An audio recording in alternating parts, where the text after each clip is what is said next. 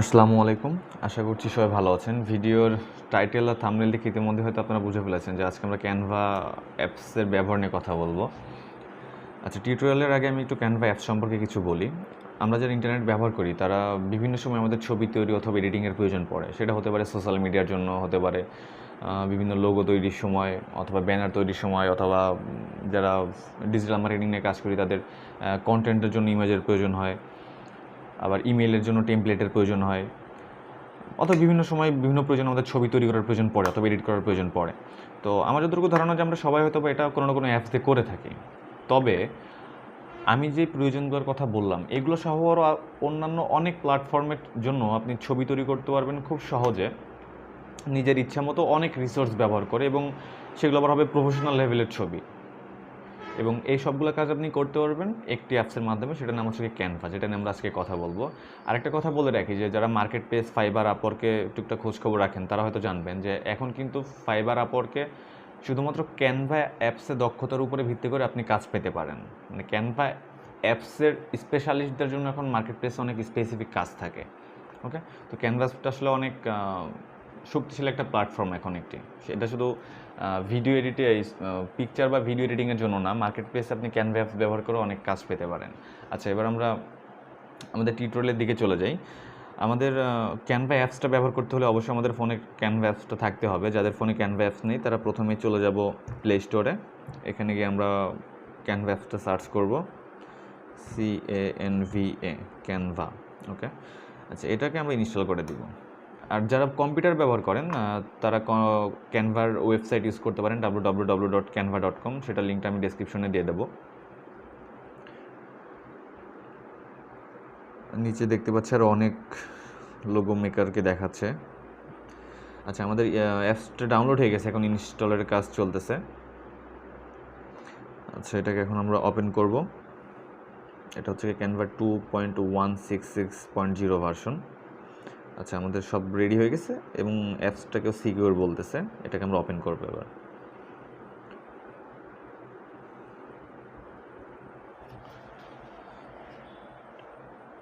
আচ্ছা, ওপেন করার পরে প্রথমে আমাদের সাইন ইন করার জন্য বলতেছে। এখানে আমরা গুগল বা ফেসবুক থেকে করতে পারি। আমি গুগল থেকেই করছি।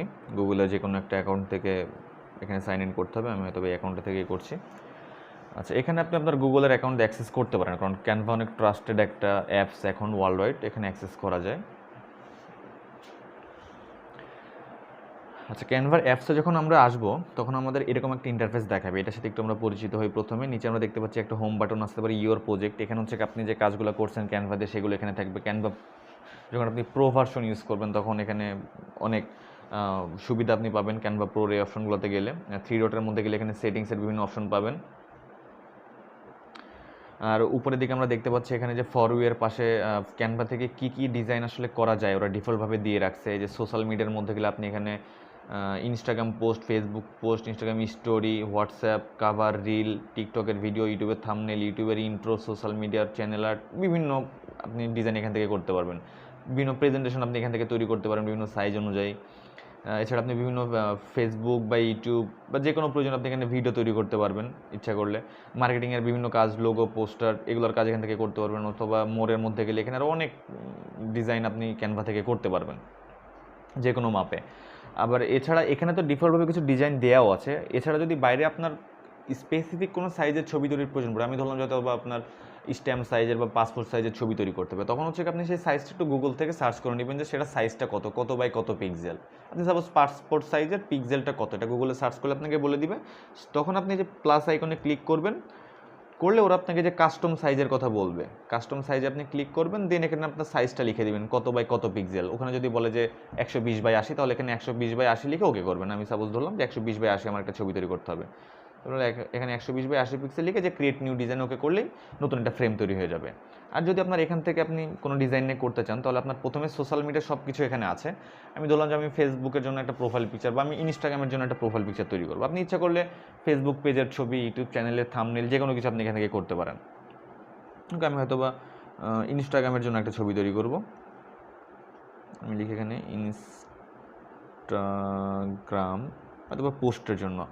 এটা হয়তো আমরা অনেকেই জানি না যে প্রত্যেকটা সোশ্যাল মিডিয়া প্ল্যাটফর্মে প্রোফাইল পিকচারের সাইজ থাকে আলাদা, পোস্ট পোস্টের যে ছবি সেটা সাইজ থাকে আলাদা, কাভার ফটো ছবি সাইজটা থাকে আলাদা। আচ্ছা, ইনস্টাগ্রাম পোস্ট যেখানে আসছে এটাতে আমি ক্লিক করি। আচ্ছা, এখানে যে ওরা আমাকে ইনস্টাগ্রামের বিভিন্ন টেমপ্লেট, ফ্রি টেমপ্লেট দেখাচ্ছে। আপনি ইচ্ছা করলে এখান থেকে যে কোনো একটা টেমপ্লেট যেটা আপনার পছন্দ হয় সেটা আপনি নিয়ে কাস্টমাইজ করে কাজ করতে পারবেন। মানে এখানে যে আমরা ছবিগুলো দেখতেছি দিয়ে আছে, এগুলো সবগুলো এডিট করা সম্ভব। লেখাগুলো, ছবিগুলো আপনি সব কিছু এডিট করতে পারবেন। আমি ধরলাম যে আপনি কোনো বন্ধুকে হয়তো বা বার্থডে উইশ করবেন, সেটার জন্য যেখানে একটা ছবি আছে, অথবা এখানে আমি দেখি প্রফেশনাল কোনো ছবি পাওয়া যায় না, এই যেখানে একটা ওয়েবসাইটের ছবি আছে। তবে যেগুলো পেইড লেখা আছে অথবা ক্রাউন আইকন দেওয়া আছে সেগুলো সব আপনাকে টাকা দিয়ে কিনতে হবে। আর যেগুলোতে কোনো আইকন দেয় না সেগুলো আপনি সব ফ্রিতে ইচ্ছে করলে ইউজ করতে পারবেন। যে এখানে একটা ডিজাইন দেখতে পাচ্ছি, এরকম কোনো ডিজাইন নিয়ে যদি আমরা কাজ করতে চাই তাহলে যেটা পছন্দ হয় আপনার সেটাতে ক্লিক করবেন। যে ওই ডিজাইনটা আমার এখানে চলে আসছে। এখানকার লেখাগুলো সব আপনি ইচ্ছা করলে এডিট করতে পারেন। এই যে উপরে নিউ কালেকশন লেখা, এখানে যদি আমি ক্লিক করি, দুইবার ক্লিক করলে যেটা এখন আমি ব্যাক স্পেস দিয়ে কেটে দিলাম, এখানে হয়তো আপনি যা লিখতে চান, আমি হয়তো এখানে লিখে দিলাম মাই ফটো গ্যালারি, সাপোজ এটা আমি গ্যালারি। ওকে, গ্যালারিকে আমার স্পেলিং ঠিক আছে, হয়তো ঠিক আছে। আচ্ছা, এবারে যে নিচে ছোটো লেখা আছে এগুলো সব আপনি ইচ্ছা করলে যেটা প্রয়োজন এডিট করতে পারবেন। যদি আপনার প্রয়োজন না হয় সেটাকে আপনি ডিলিট করে দেবেন। আমি ধরলাম যে নিচে @really একটা লেখা আছে, এটা আমার দরকার নেই, তাহলে এই লেখাটা আমি সিলেক্ট করব, করার পরে যে নিচে ডিলেটের অপশন আছে এটা আমি ডিলিট করে দেবো। ওকে, ব্যাকগ্রাউন্ডে যে ইমেজটা আছে সেটা আপনি ইচ্ছা করলে চেঞ্জ করতে পারবেন, এক কালার দিতে পারবেন। আপনি যে সাপোজ আমি এটাকে ব্যাকগ্রাউন্ডে একটা কালার করে দিব, আমি হয়তো বা এই কালারটা করে দিব, তাহলে যে ফুল ব্যাকগ্রাউন্ডটা অন্য একটা কালার হয়ে গেল। ওকে, আপনি হয়তো ভুল করে ফেলছেন কোনো কাজ করতে করতে, তাহলে আপনি এই যে উপরে দেখেন হোমের পাশে বাম দিকে একটা আনডু অপশন আছে, এখানে ক্লিক করলে আবার আপনাকে ব্যাকে নিয়ে চলে যাবে। ওকে, আমি ধরলাম যে মোবাইল ফোনের মধ্যে একটা ছবি দেওয়া আছে অন্য কারো, হয়তো এখানে আপনি আপনার ছবি দিতে চান, তাহলে এখানে প্রথমে যে প্লাস আইকনে ক্লিক করে আপনি আপনার ছবিটা এখানে নিয়ে চলে আসেন। আমি গ্যালারিতে চলে যাই, অ্যালাউ করে দিলাম। গ্যালারিতে এখান থেকে আমি আমার একটা ছবি নিয়ে আসি।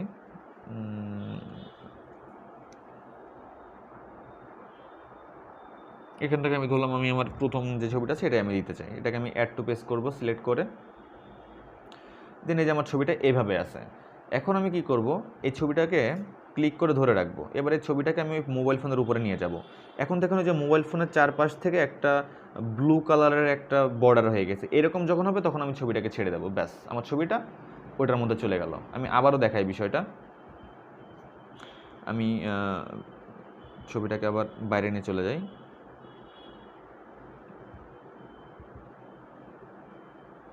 আচ্ছা, আমি ছবিটাকে ডিলিট করে আবার নিয়ে আসি, ডিলিট ইমেজ। ওকে, এরকম ধরেন আছে, এখানে অন্য কোনো ছবি হয়তো বা নেই। এখন আমি তাহলে প্লাস আইকনে ক্লিক করবো, আমি যে ছবিটা আনতে চাই সেখানে চলে যাব গ্যালারি থেকে। এই যে এবার আমি আমার ছবিটাকে অ্যাড টু পেজ করব। ওকে, এবার ছবিটা এরকম থাকবে। এই ছবিটাকে আমি ক্লিক করে ধরে রাখবো, ছাড়বো না। এবার এটাকে আমি আস্তে আস্তে ঘুরিয়ে এই মোবাইল ফোনটার উপরে আনবো। এখন দেখেন মোবাইল ফোনটার বর্ডারটা কিন্তু কালো। এখন আমি যখন ছবিটাকে নিয়ে যাচ্ছি, এই যে দেখেন এখন বর্ডারটা ব্লু হয়ে গেছে, এখন আমি এখানে ছেড়ে দিলাম, ব্যাস হয়ে গেছে। এখন আমি দেখতে পাচ্ছি যেমন ছবিটা একটু হালকা ডান দিকে কেটে গেছে, তখন আমি কী করবো, এটার উপরে ডাবল ক্লিক করবো, করে দেখুন আবার ছবিটা ফুল আসতেছে। এবার আমি আস্তে আস্তে এটাকে ডানে সরিয়ে যতটুকু আমার প্রয়োজন ততটুকু রাখবো, হয়তো বা এতটুকু আমার প্রয়োজন। এবার আমি ডানে ক্লিক করবো, এই দেখেন এবার আমার ফুল ছবিটা চলে আসছে। এভাবে আপনি এখান থেকে খুব সুন্দর সুন্দর টেমপ্লেট আছে, এগুলো আপনি ইউজ করে খুব সুন্দর একটা ডিজাইন করতে পারেন। এই ছবিটা যদি আমি অন্য কোনো জায়গায় করতে যেতাম অনেক সময় লাগতো, বাট এখানে আমি খুব সহজেই কাস্টম ডিজাইন করে দিয়ে সেখান থেকে আমি করে নিলাম। এবার আমি ধরলাম যে আমি নিজে থেকে সম্পূর্ণ একটা ছবি বানাবো, এরকম কিছু আমি নিব না, কোনো টেমপ্লেট নিব না, আমি নিজে থেকে একটা তৈরি করব। তখন আমি কীভাবে করব, আমি এখান থেকে হোমে চলে যাই, নতুন করে আমি আরেকটা ছবি তৈরি করি।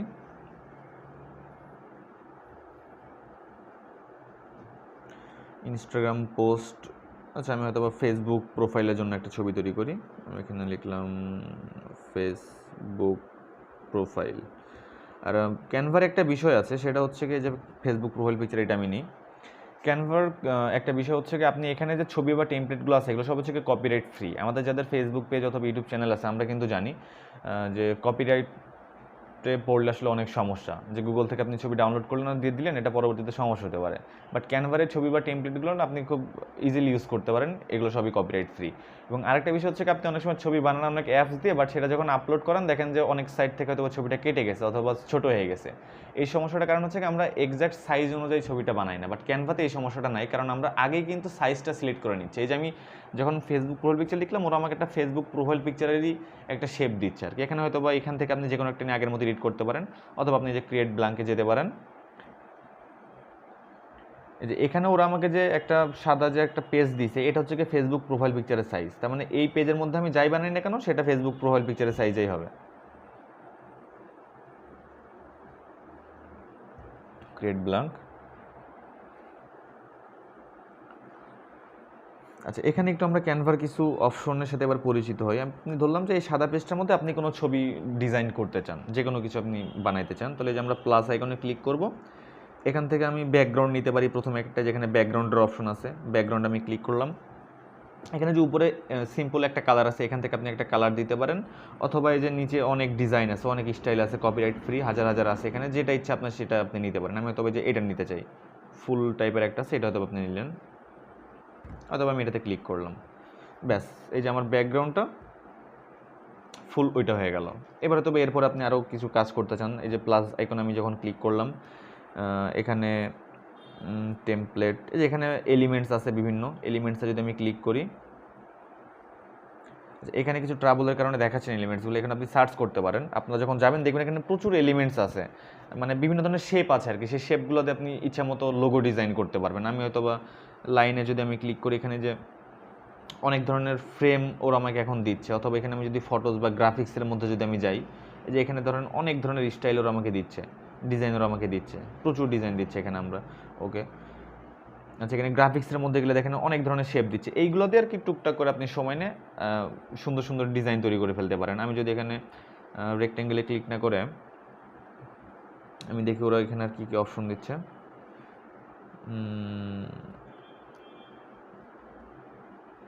এখানে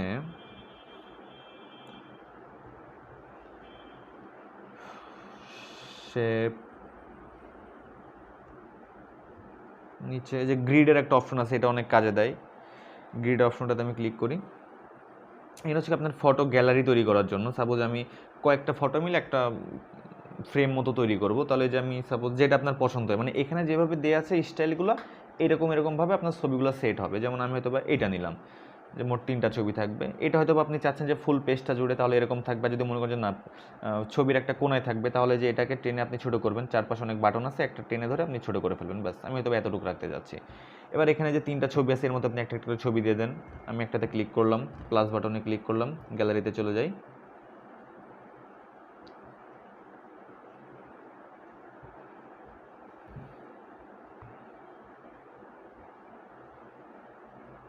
গ্যালারি থেকে আমি এখান থেকে আমার ছবি নিয়ে নিই, যে কোনো একটা। আমি তবে এই ছবিটা নিই, অ্যাড টু পেজ।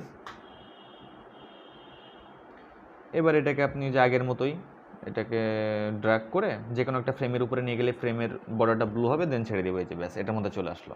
এভাবে আপনি একটা একটা করে সবগুলো ফ্রেমের মধ্যে ছবি দিয়ে দিতে পারেন। আমি এটা হয়তো বা দিই একটার মধ্যে, অ্যাড টু পেজ করব, যে পেজের উপর আসলো ছবিটা। এবার ছবিটাকে আমি ড্র্যাগ করে এই যে আমি এখানে নিয়ে গিয়ে ছেড়ে দিলাম, ব্যাস। এটা একটু যে আমার মাথাটা একটু কেটে গেছে, এটাকে আমি ডাবল ক্লিক করব, করে এই যে আবার ছবিটাকে নিচে নিয়ে চলে আসবো, ব্যাস এবার ডান করে দিব। এভাবে আপনি সুন্দর মতো বিভিন্ন ফ্রেম নিয়ে এসে তার মধ্যে ছবি দিতে পারেন, অথবা সেগুলো সুন্দর করে অ্যারো দিয়ে বা লাইন দিয়ে রেক্ট্যাঙ্গল শেপ দিয়ে এগুলোকে আপনি ডিজাইন করতে পারেন। এবার আমি দেখা যায় এরপর যদি আপনি লিখতে চান কোনো কিছু, তাহলে কীভাবে লিখবেন? এই যে প্লাস বাটনে ক্লিক করলে এখানে টেক্সটের অপশন আছে, টেক্সটে যে নিচে ওরা ডিফল্টভাবে কিছু টেক্সট দিয়ে রাখছে, এগুলো আপনি নিতে পারেন, লেখাগুলো আপনি রিড করে নিতে পারবেন। বাট এখানে বিভিন্ন স্টাইল দিয়ে আছে, বিভিন্ন স্টাইলের লেখাগুলো আপনি নিতে পারেন। অথবা নিজে থেকে লিখতে চাইলে এখান থেকে যে উপরে 3টা অপশন আছে, আমি হয়তো হেডিংস লিখবো, তাহলে আমি হেডিংসে ক্লিক করলাম, যে একটা হেডিংস লেখার একটা অপশন চলে আসছে এখানে। এখানে আমি একটা ডাবল ক্লিক করে এবার এখানে আমি লেখা শুরু করি। সাপোজ এখানে আমি আমার নাম লিখবো,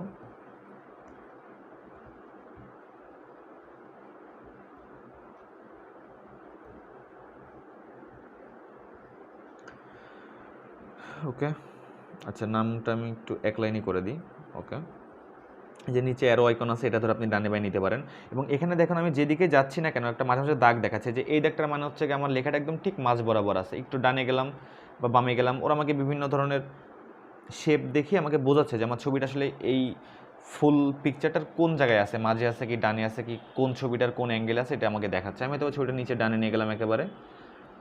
এবার আমি হয়তো ছবি এডিটের কিছু অপশন দেখি, ছবিটাতে আমি ক্লিক করলে নিচে দেখেন যে বিভিন্ন অপশন আছে, ডিলেট আছে, ডিলেট করলে ফুল ছবিটা ডিলিট হয়ে যাবে।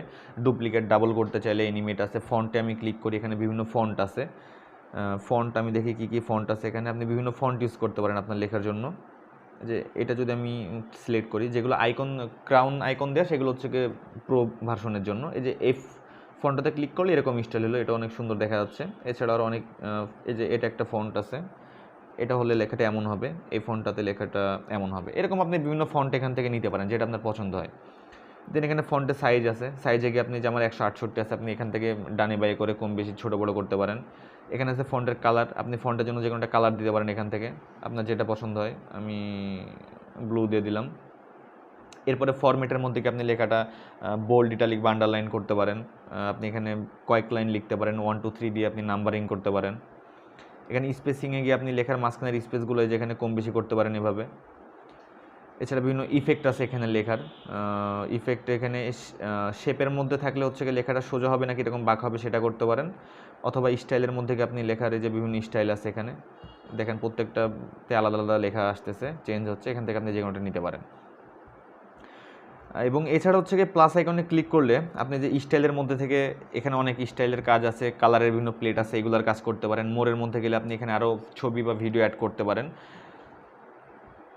আর এলিমেন্টসের মধ্যে আসবে, এলিমেন্টসের মধ্যে গেলে বিভিন্ন এলিমেন্টসকে আপনি বিভিন্ন ডিজাইন এখানে তৈরি করতে পারবেন।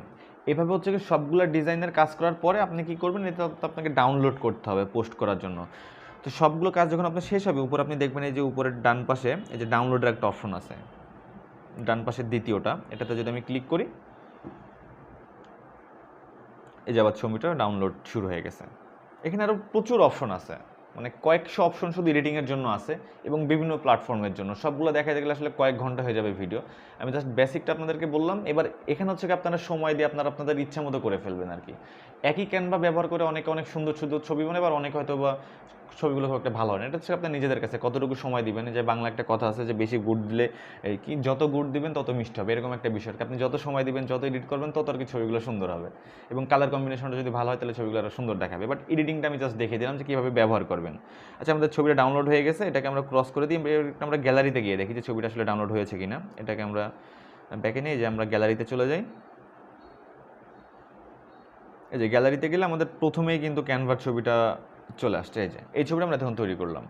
এভাবে হচ্ছে আপনারা ক্যানভা ইউজ করে খুব সহজেই ছবি তৈরি করতে পারেন। এবার আমি ডাউনলোড করলাম, এবার আমি যে জন্য ডাউনলোড করছি সেই জায়গায় আমি ইউজ করবো। যদি ইউটিউবের থাম্বনেল হয় বা ফেসবুক পেজ হয়, সেখানে গিয়ে আমি ইউজ করে ছবিটাকে সেখানে সেট করে দেবো খুব সহজেই। তো আজকের জন্য আমরা মনে হয় এতটুকুই রাখি। আশা করবো যে ক্যানভার অ্যাপসের বেসিক সম্পর্কে আপনারা একটু ধারণা পেয়েছেন। এটা ব্যবহার করে আপনারা মোটামুটি ক্যানভা ব্যবহার করতে পারবেন, সুন্দর সুন্দর ছবি বানাবেন আশা করব। আর ভিডিও সম্পর্কে যদি কোনো প্রশ্ন বা জিজ্ঞাসা থাকে অবশ্যই কমেন্টস করে জানাবেন, অথবা চ্যানেলের বিভিন্ন ভিডিও সম্পর্কে যদি আপনাদের কোনো মতামত বা পরামর্শ থাকে অবশ্যই জানাবেন। আর এই চ্যানেলটাতে basic computer, basic internet, freelancing, digital marketing, WordPress বা অ্যান্ড্রয়েড সম্পর্কিত টুকটাক টিউটোরিয়াল দেওয়া হয়। তো এই ভিডিওগুলো যদি আপনাদের ভালো লেগে থাকে অবশ্যই সাবস্ক্রাইব করে রাখবেন, আর লাইক কমেন্টের সাথে থাকবেন, এটাই আশা থাকবে। পরবর্তী ভিডিও দেখার আমন্ত্রণ রইল। আল্লাহ হাফেজ, ভালো থাকবেন সবাই।